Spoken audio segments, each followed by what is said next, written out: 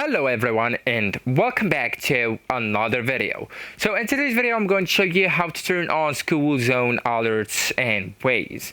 So the Waze can provide warnings about certain roads, hazards and areas that may require extra attention, including school zones where this information is available. So these alerts can help you slow down and remain aware of your surroundings near schools or around schools.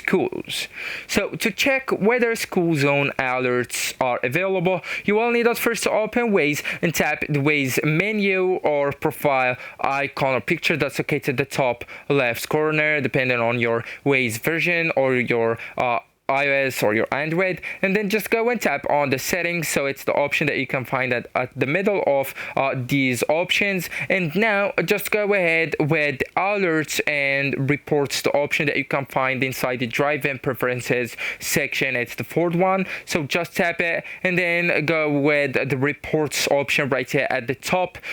So once you tap it, you will be able then to find multiple options here: police, crash, camera, route features, etc. So you will need now just go with the road features right here. So here you have road crossing, tool board, and speed bump, sharp curve, and also we have when scrolling school zones. Right, so go with the school zone here and then just go with the alerts while driving, and don't forget to to enable the show on map too. So if they are disabled, you will need just to go ahead and enable them. So actually guys, that's it. This is the end of the video. Thank you so much for watching and goodbye.